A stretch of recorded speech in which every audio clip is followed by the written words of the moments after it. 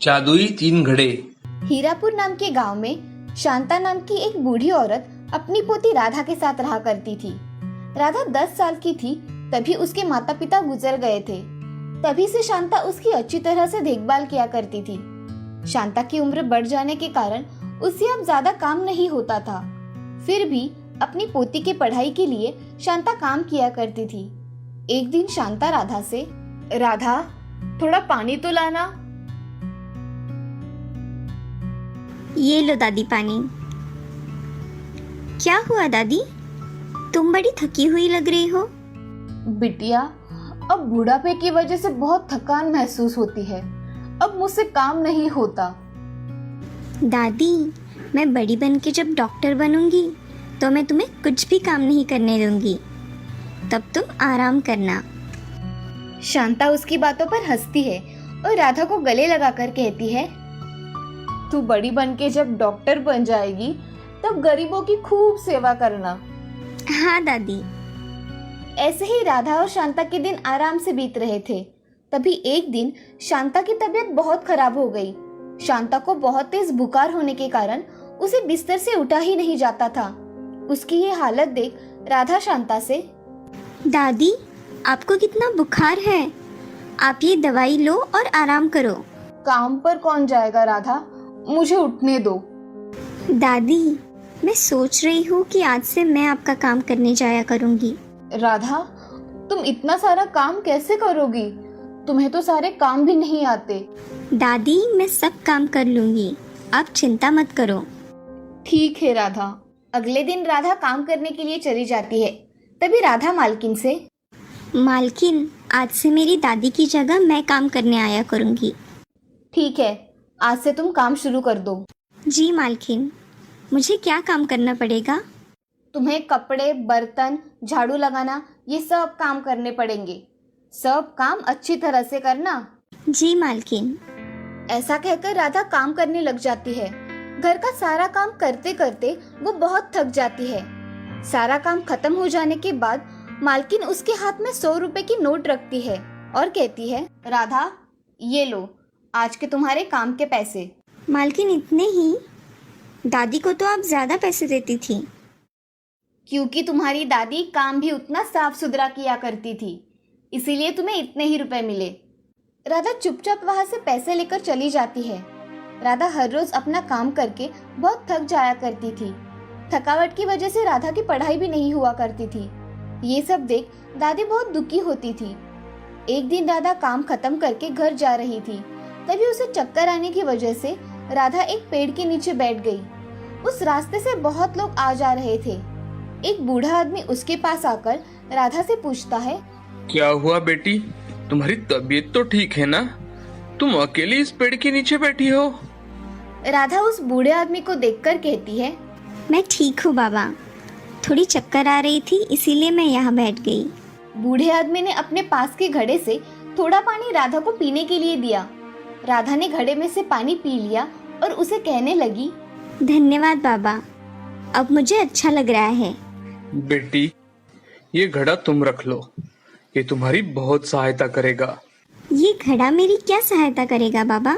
बेटी, ये घड़ा कोई साधारण घड़ा नहीं है, ये एक जादुई घड़ा है। इससे तुम जो भी मांगोगी वो तुम्हें मिल जाएगा। क्या ये घड़ा सच में जादुई है? हाँ बेटी, इस घड़े से तुम जो भी मांगोगी वो तुम्हें मिल जाएगा। ठीक है बेटी, अब मैं चलता हूँ, तुम इस घड़े को संभाल कर रखना। धन्यवाद बाबा। ऐसा कहकर बूढ़ा आदमी वहाँ से चला जाता है और राधा घड़ा लेकर अपने घर चली आती है। घर आते ही राधा दादी को घड़ा दिखाती है और उससे कहती है कि, दादी, मुझे रास्ते में एक बूढ़े बाबा मिले थे, उन्होंने ये घड़ा दिया है। ये घड़ा जादुई है, इससे मैं जो भी मांगूंगी वो मुझे मिल जाएगा। राधा, सच में ये घड़ा जादुई है? हाँ दादी, चलो मैं इससे कुछ मांग कर देखती हूँ। ऐसा कहकर राधा उस घड़े से खाना मांगती है। हे जादुई घड़े, मुझे मेरे लिए और मेरी दादी के लिए खाना चाहिए। ऐसा कहते ही राधा के सामने खाने के पकवान थालियों में सज कर आ जाते हैं। उन्हें देख राधा और दादी बहुत खुश हो जाते हैं। उस दिन राधा और दादी भर पेट खाना खाते हैं।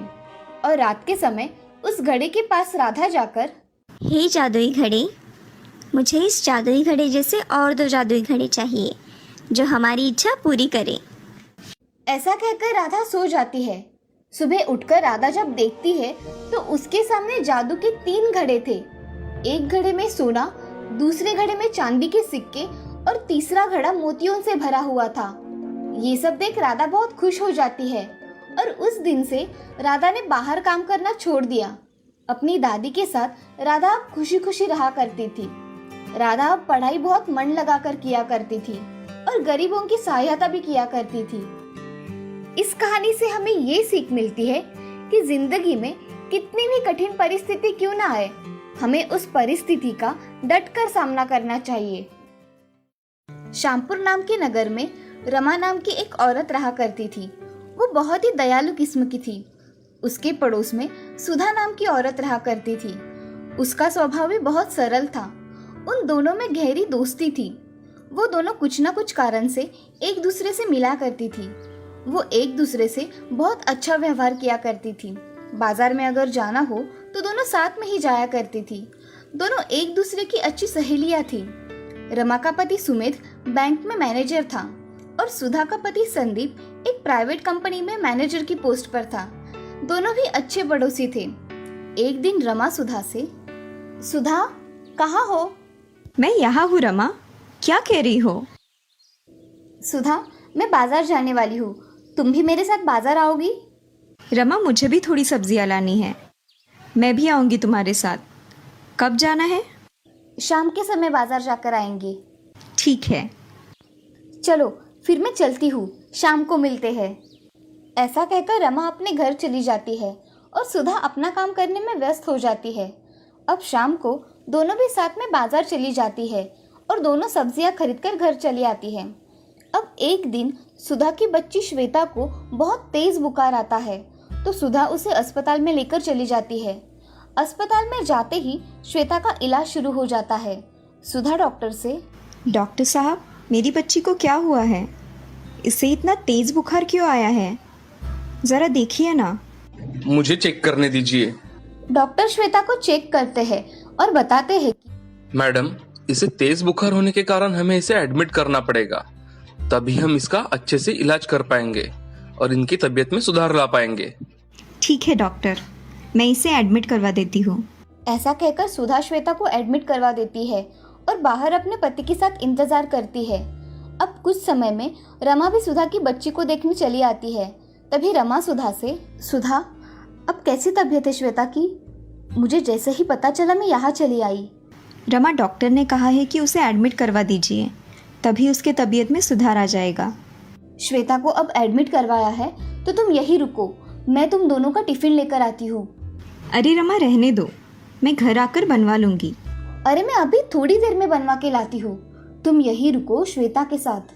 ठीक है। ऐसा कहकर रमा घर चली जाती है। घर जाते ही रमा टिफिन बनाना शुरू कर देती है। थोड़ी ही देर में वो खाना बनाकर तैयार कर लेती है और अपने पति के साथ टिफिन भिजवा देती है और वो घर के काम करने में व्यस्त हो जाती है। तभी उसे पता चलता है कि उसके घर में सब्जियां ही नहीं है। वो बाजार जाकर सब्जियां लेने चली जाती है।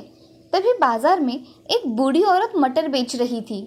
वो बूढ़ी औरत, मटर ले लो मटर। बेटी, ताज़े मटर है, तुम ले लोगी तो मेरे सारे मटर खत्म हो जाएंगे। माँ जी, मुझे 1 किलो मटर दे दीजिए। अभी देती हूँ। ऐसा कहकर बूढ़ी औरत रमा को 1 किलो मटर नाप के देती है। रमा मटर और कुछ सब्जियां लेकर घर चली आती है। तभी रमा सारी सब्जियां तोड़ने लगती है। थोड़ी देर बाद रमा मटर छीलने बैठ जाती है। तभी वो देखती है कि उसके मटर के दाने पीले पीले दिखाई दे रहे हैं। वो सभी मटर के दाने निकाल कर देखती है तो उसे सारे मटर के दाने एक जैसे ही दिखते हैं और सभी दाने पीले रंग के होते हैं। रमा वो दाने हाथ में उठाकर देखती है तो उसे लगता है कि ये दाने सोने के हैं। ये मटर के दाने सच में सोने के तो नहीं, मुझे तो ऐसा ही लग रहा है कि ये सब मटर सोने के हैं। ऐसा हुआ तो कितना अच्छा होगा। रमा ऐसा सोच ही रही थी तभी रमा का पति सुमित घर में आ जाता है और देखता है कि मटर के दाने पीले रंग के हैं। तभी वो रमा से, अरे रमा, इन मटर के दानों को तुमने क्या किया है? ये ऐसे क्यों दिख रहे हैं? मैंने इन्हें कुछ नहीं किया है। ये सोने के मटर के दाने हैं जो कि मुझे एक बूढ़ी औरत ने दिए हैं। क्या तुम सच कह रही हो? ये सोने के दाने हैं, मुझे देखने दो। ऐसा कहकर सुमित वो मटर के दाने देखता है और बोलता है कि रमा, सच में ये सोने के दाने हैं। ये मिलने की वजह से हमारी किस्मत चमक उठी है। ये अब मैं अलमारी में रख देता हूँ। ऐसा कहकर सुमित सारे मटर के दाने अलमारी में रख देता है। अब ये खबर सारे गांव में पहुंच गई थी कि रमा को बाजार में एक बूढ़ी औरत ने सोने के मटर बेचे। अब सभी लोग बाजार में जाकर सोने के मटर मिलते हैं क्या देख रहे थे, मगर उन्हें किसी को भी सोने के मटर नहीं मिलते। उसी बीच सुधा की बच्ची की तबीयत और ज्यादा बिगड़ जाती है। अब सुधा को हर रोज ढेर सारे पैसे लग रहे थे। एक दिन सुधा रमा से, अरे रमा, श्वेता को बहुत पैसे लग रहे हैं। मैं इतने पैसों का इंतज़ाम कहाँ से करूँ? ये भी पैसों का देख रहे हैं मगर कुछ नहीं हो रहा। हमारे पास के सब पैसे खत्म हो गए हैं। मैं अब क्या करूँ रमा? अरे सुधा, तुम मायूस मत हो, कुछ ना कुछ रास्ता तो निकल ही आएगा। और हम है ना, तुम सिर्फ श्वेता की ओर ध्यान दो, बाकी का हम सब देख लेंगे। रमा सोच में डूब जाती है और उसे एक रास्ता मिल जाता है। वो घर आकर सुमित से पूछती है कि अजी, मैं सोच रही थी कि अगर हम सुधा बहन को थोड़ी मदद कर दे तो अच्छा होगा। उसे पैसों की बहुत जरूरत है। अरे तुम सही कह रही हो, मगर हम इतने पैसे कहाँ से लाए? हमारे पास इतने पैसे नहीं है। अजी, मेरा ऐसा विचार है कि हम हमारे पास के थोड़े सोने के मटर अगर सुधा को दे दे तो उसकी मदद हो जाएगी। तुम ऐसा ख्याल मन में भी नहीं लाना, समझी? वो मटर के दाने हमारे हैं, हमें बुढ़ापे में काम आएंगे। जी ठीक है। ऐसा कहकर रमा अपना काम करने चली जाती है, मगर उसके मन में सुधा को मदद करने की चाह थी।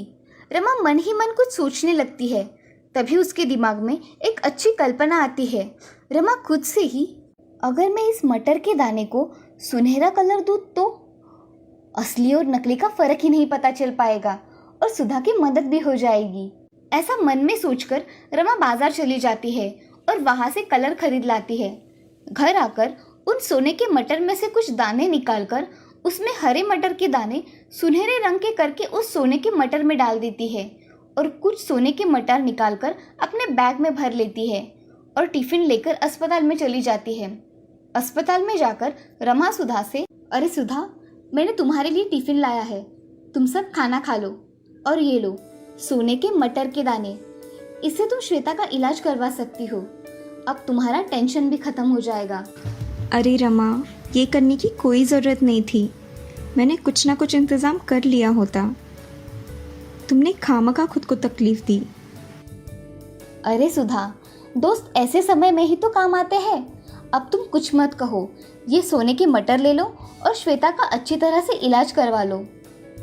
हाँ रमा, तुम मेरी सच में अच्छी सहेली हो जिसने मेरी ज़रूरत के समय मदद की। ऐसा कहकर सुधा और रमा गले लग जाती है। अब सुधा श्वेता का अच्छी तरह से इलाज करवाती है और कुछ दिनों बाद श्वेता अच्छी होकर घर वापस आ जाती है। अब सुधा और रमा खुशी खुशी एक साथ रहने लगते हैं। इस कहानी से हमें ये सीख मिलती है कि किसी की ज़रूरत के समय हमें हमेशा मदद करनी चाहिए। हमेशा ज़रूरतमंदों की मदद करें।